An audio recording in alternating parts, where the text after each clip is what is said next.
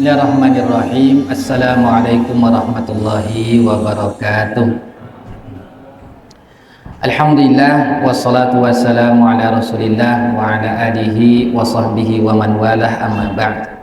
Ayyuha al-hadiruna wal hadirat rahimani Allah wa iyyakum jami'an. Ada satu pesan dari Al-Imam Muhammad bin Idris Asy-Syafi'i yang lahir di kota Gaza tahun 150 Hijriah, meninggal di Mesir tahun 204 Hijriah. Siapa yang bisa ulang dapat hadiah. Namanya, di mana lahir, di mana meninggal, kapan tanggal lahir, tahun lahirnya, kapan tahun meninggalnya, dapat duit.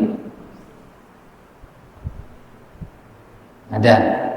Ustaz ulangi. Namanya Muhammad bin Idris Asy-Syafi'i, lahir di kota Gaza tahun 150 Hijriah, meninggal di Mesir tahun 204 Hijriah. Tahun lahirnya Imam Syafi'i, tahun itu pula meninggalnya Abu Hanifah. Tahun berapakah meninggalnya Abu Hanifah? 204 Hijriah.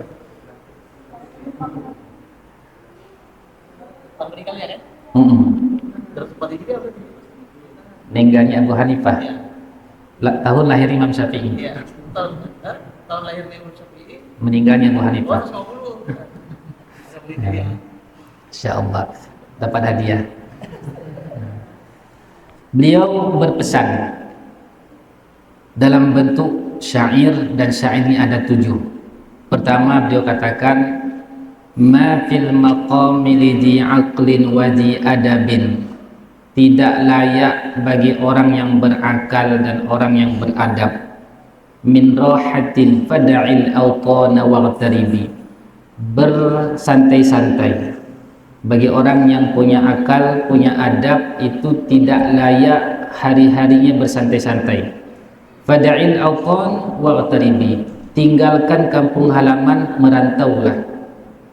Jadi beliau menganggap anak-anak muda yang tidak mau merantau itu tidak layak, harus merantau. Kemudian yang kedua, beliau sebutkan safir tajid iwadan amman tufariquhu, lakukan perjalanan, niscaya engkau akan mendapati orang yang seperti engkau tinggalkan di kampung halaman. Misalnya kita merantau dari Ulekaring ke Lamberscape, nanti teman kita di Ulekaring juga akan kita temui yang ada di Lamberscape. Wansab fa innal ladzidal 'aishi fin nasabi, bersusah payahlah karena kelezatan hidup itu didapat setelah dilewati susah payah. Jadi kalau kita mau dapat ilmu harus susah payah. Misalnya bangun jam 3, bangun jam 3 kan bangunnya. Kemudian pagi subuh disuruh hafal Quran, belajar ini, belajar itu. Apa tujuannya? Dengan susah payah yang kita mulai ini akan mendapatkan kelezatan hidup. Seorang anak yang bersantai-santai saja, nggak ada susah payahnya, itu yang biasa kita sebut dengan generasi strawberry. Nggak ada pertahanan hidup, hanya dapat disuap, disulang sama orang tuanya. Dia nggak mandiri. Ini Masya Allah, latihan mandiri kita selama 15 hari di sini. Tidak ketemu mama, tidak ketemu orang tua, tidak ketemu kasur. Kita tinggal di sini. Apa tujuannya? Bersusah payah supaya kelezatan hidup kita dapatkan nanti. Yang ketiga, baiknya adalah inni ra'aitu wuqufal ma'i yufsiduhu, sesungguhnya aku melihat air yang tergenang itu rusak. Air ini kan seharusnya menjadi manfaat, mendatangkan manfaat, tapi kalau dia tergenang, tidak mengalir, maka dia akan merusak. Insaha taba wa illam yajri lam yatibi, kalau dia mengalir, air itu akan bagus, kalau tidak mengalir, dia tidak akan baik. Dalam bahasa lain, saya buat dalam status WA, jadilah air yang mengalir, karena air yang tergenang akan berbau anjir. Jadi air itu harus mengalir supaya dia indah. Kalau dia tergenang saja, apalagi sempit tempatnya, walaupun sebelumnya dia aromanya bagus, wangi, tapi karena di situ terus jadi bau busuk. Nah, itu yang ketiga. Yang keempat beliau sebutkan wal usdu laula firaqul ardi maftarasat. Singa itu kalau dia tidak keluar dari kandangnya, maka tidak akan memiliki kekuatan, tidak akan bisa menjadi buas. Kenapa? Karena setiap hari dikasih makan sama tuannya, dikasih makan, makan lagi, coba kalau lepas di hutan, keluar dia dari sangkarnya, dia akan merajik menjadi singa. Kalau hanya di kandang saja, dia jasadnya seperti singa, mentalnya seperti kucing, kan? Padahal dia ini punya kekuatan, tapi karena selalu disulang, disuap. Sulang itu tahu kan? Sulang, disuap sama orang tuanya. Nah, itu. Kemudian wa as-sahmu laula firaqul qausi lam yusibi. Anak panah kalau tidak lepas dari busurnya tidak akan mengenai sasaran. Misalnya ada panah, dipanah, diletakkan di busurnya, enggak ditembak-tembak, kena enggak sasaran? Enggak, di situ aja dia. Begitu juga anak muda, kalau hanya di kampung saja, di bawah ketiak emaknya saja, nanti bawa ketek dia itu. Enggak ada hasil, tidak ada karya. Jadi harus ditembakkan dia. Misalkan ada orang tua kita dicampakkan kita kemana? Di Bogor.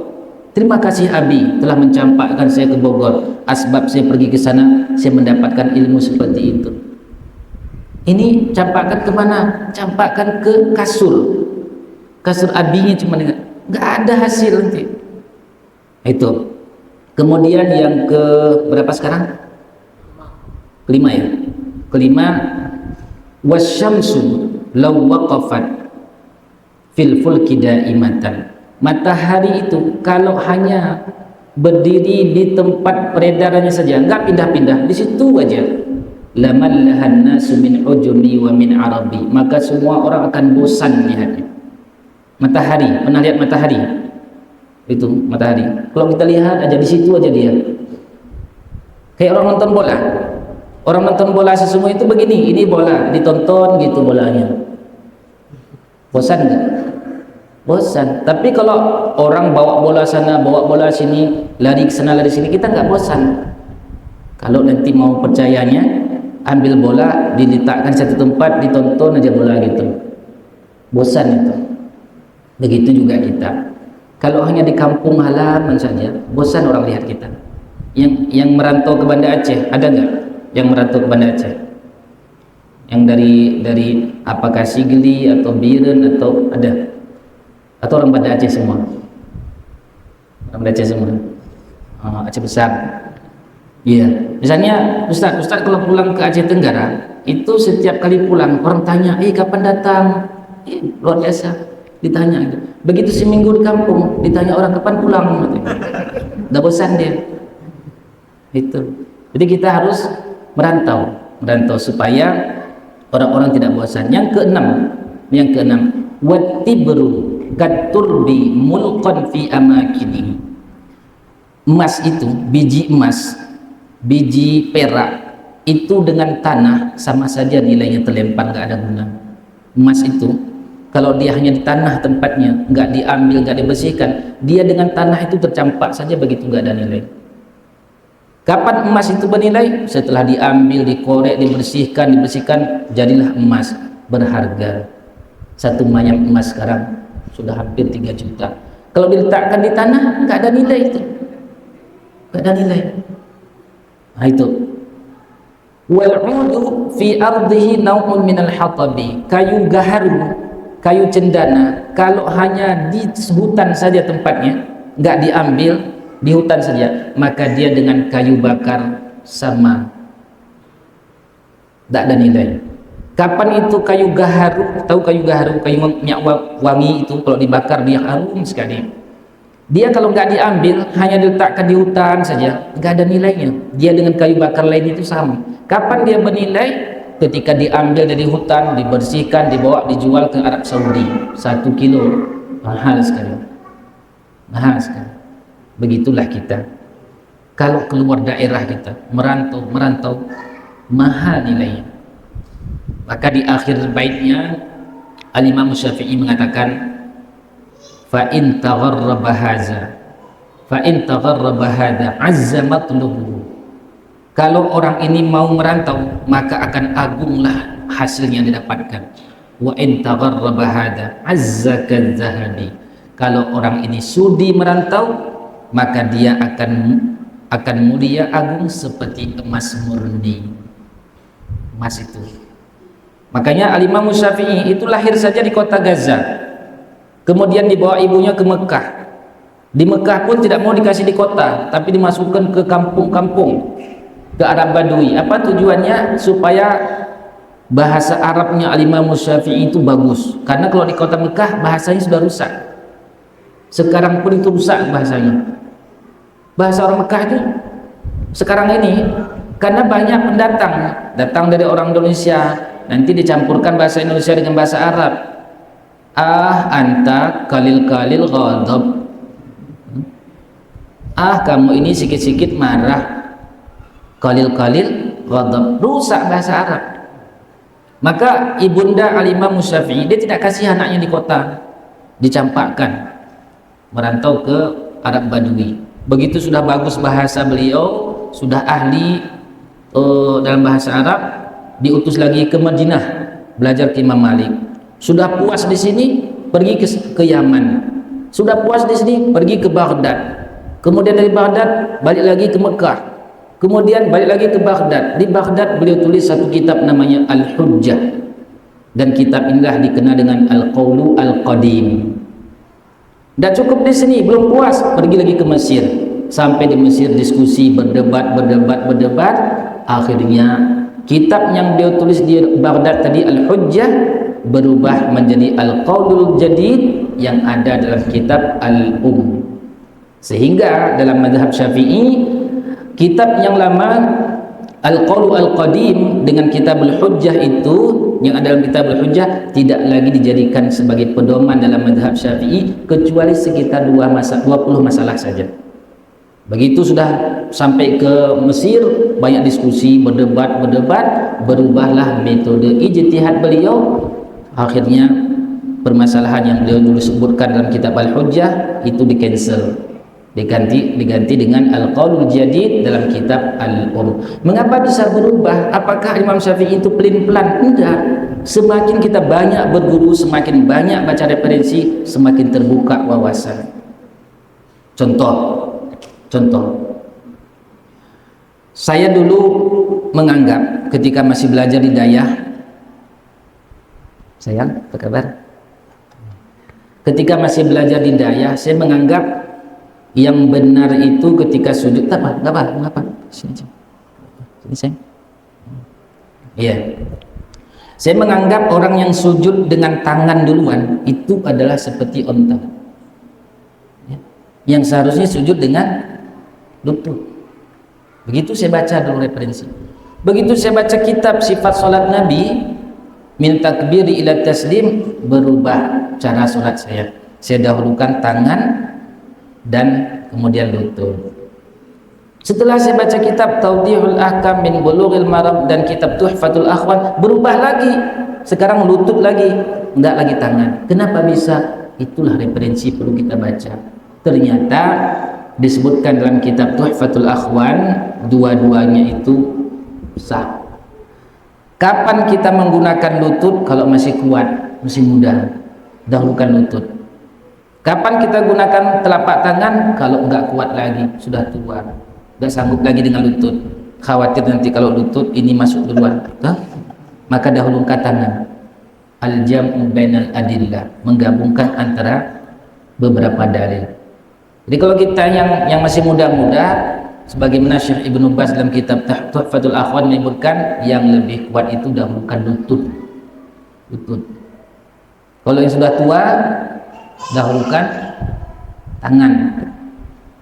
Dan Syekh bin Baz mengatakan yang mendahulukan tangan itu hadisnya muttarib, Nah, itu kalau pembahasan dalam hadis itu. Artinya semakin banyak kita baca referensi, semakin kita akan terbuka. Orang yang hanya membaca satu model, satu gaya pemahaman, dia akan menjadi orang eksklusif. Dan dia akan hanya menganggap dirinya benar. Kenapa dia menganggap dirinya benar? Karena dia nggak baca punya orang. Begitu dia baca punya orang, oh ternyata referensi saya masih kurang. Ternyata banyak kasusnya. Misalnya lagi, dulu ketika sebelum saya belajar ke Stiba Makassar, saya setiap kali sholat fardu itu bawa tasbih, berzikir tasbih. Setelah saya belajar baca-baca buku, oh ternyata ini enggak sunnah.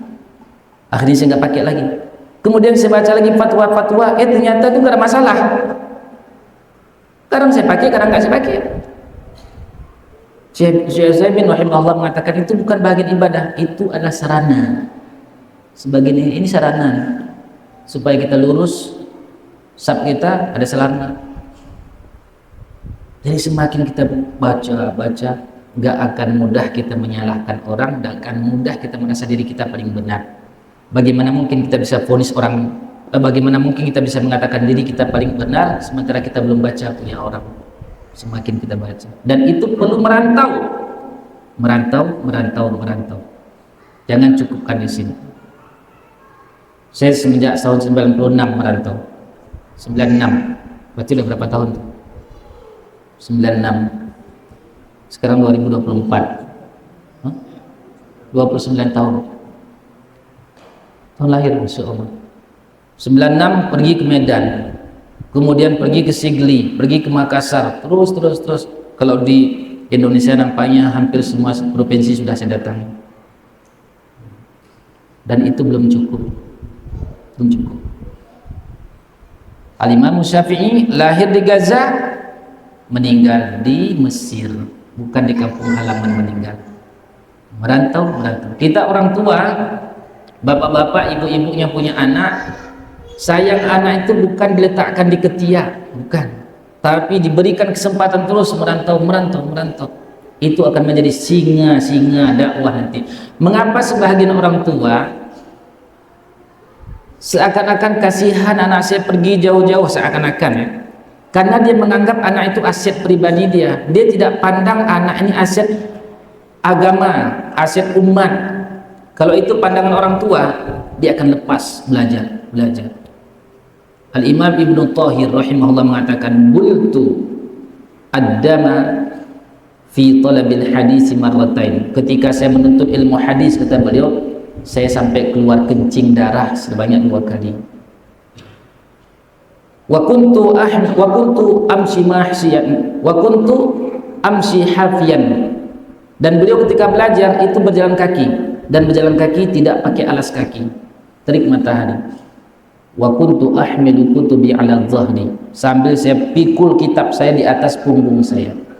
Kata beliau, wa ma raqibtu dabatan qattu, selama belajar enggak pernah saya naik kendaraan sekalipun. Jadilah mereka ulama. Kalau Masya Allah kita seperti ini, cahaya lampu bagus, ada kipas angin lagi, dikasih makan enak lagi, masih malas lagi mau jadi ulama.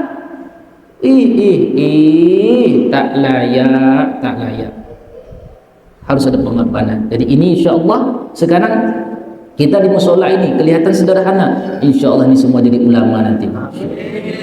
Kami yang sudah tua ini mati sebentar lagi, kalian yang lanjutkan jadi imam di sini, jadi ceramah di sini ini, dan kalian harus saling menguatkan.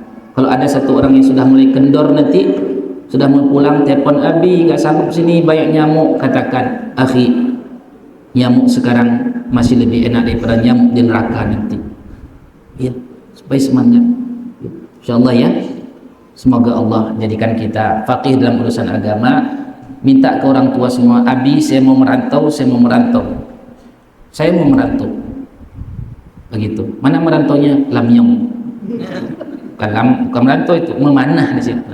Subhanakallahumma wa bihamdika asyhadu an la ilaha illa anta astaghfiruka wa atubu ilaik.